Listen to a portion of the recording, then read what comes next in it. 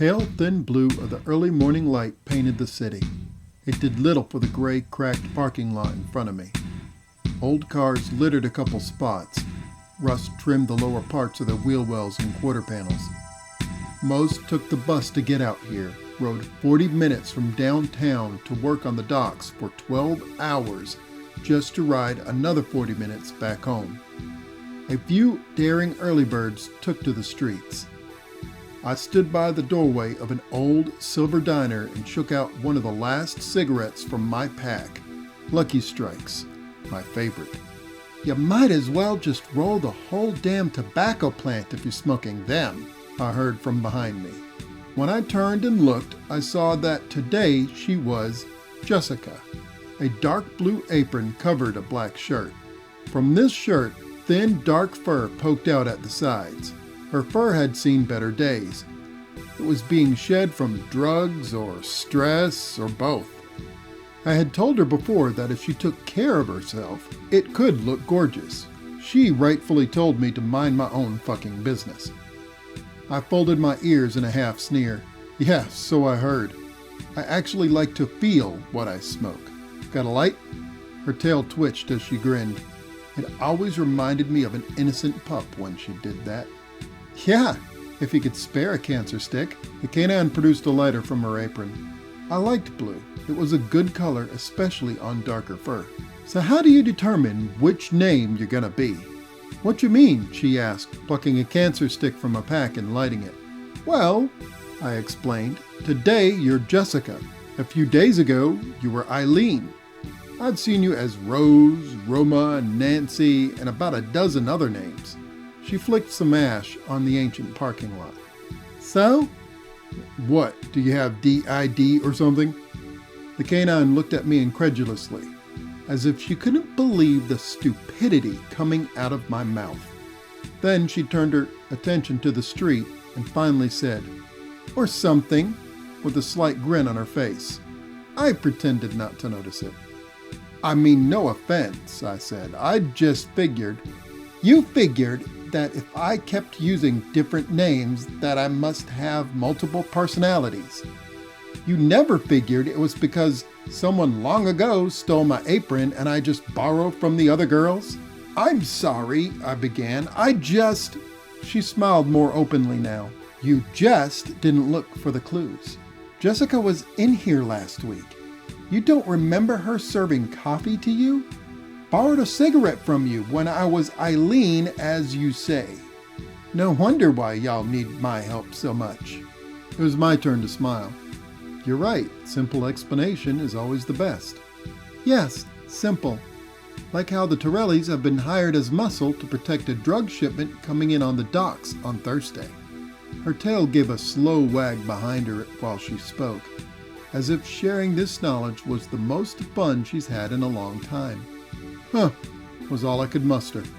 Yeah, the cartel is trying something different, says too much of their stuff keeps getting caught. Torellis have some pull with the merchant marines, so I suppose one thing led to another. I took a deep drag while I thought over what Jessica had told me. Who would have thought? You happen to get a ship name? No, but if you follow a bull who goes by the name of Bert, he'll get you to the right dock that night. He usually gets coffee to go here about 7 p.m. on Thursday. How do you keep getting this information? I asked. Simple clues, my Ursine friend. Follow the simple clues. My ears rotated in a sly grin. You're sleeping with one of the Torellis. And work this job? She scoffed. The hell with that. If I was going to be a mobster's girl, I'd better be living the good life. Her ears rotated forward in a much larger grin. Simple clues, detective. Follow the simple clues. You sit back and listen. Pretty much. They talk shop and aren't always so careful when I go refill coffee. I was stunned by her casualness of it all. She spoke of this with a sense of pride, as if she was talking about how she saved money on car insurance. I turned my attention back to the street to hide my shock. They'll probably be back later today or tomorrow dressed as exterminators to sweep for bugs, so make yourself scarce for a while. No worries, I'll have my partner come down in a couple days. You've met him before. Oh, yeah, that chatty skunk. Great, she grimaced. It was true. Chance could talk your ear off if you let him. There goes my whole lunch period. I nodded. I'll tell him to tip you well. Don't worry. Yeah. Make sure you come back in and pay your bill before you leave. She flicked her cigarette into the battered parking lot and walked into the diner. I flicked my cigarette and followed her in. She stepped up to the register and rung up my cup of coffee and slice of pie. $3.50, she said, and scribbled something down on a notepad. I slid a 10 across the counter. Keep the change. She thanked me and I stepped out the door.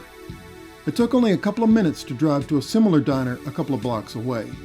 A familiar skunk slid into the seat next to me and clicked his seatbelt. Well, he said, fumbling for a lighter in his pocket. I sighed.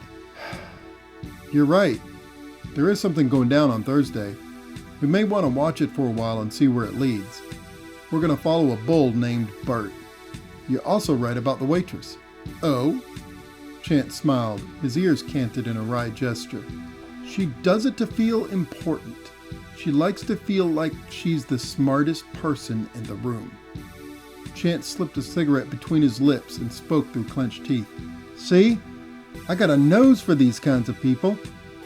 And the smart and chatty ones always give the best intel. Yeah, until they get careless, greedy, or stupid and end up dead, I bit back with a little venom in my voice. Chance pretended like he didn't hear the edge in my tone. That's the best part. We just walk away with our busts and they can figure things out on their own after they screw up. No blowback. I know, I said, my demeanor darkening. I try not to think about it. Me either. We're saving lives here. You gotta remember that. He turned to me with that look that he always has for these things. That greater good look. That look that says we don't have to like it, we just have to do it. I hated that look during those times. That sanctimonious part of the whole thing. Turning a mark like this and burning them and leaving them in the dust to swing after we got every bit of usable information out of them. Yeah, I grumbled, I guess. I stared down the highway as I drove up the street back towards the station downtown. The rest of the trip was made in silence as we watched the sunrise on another glorious day in the city.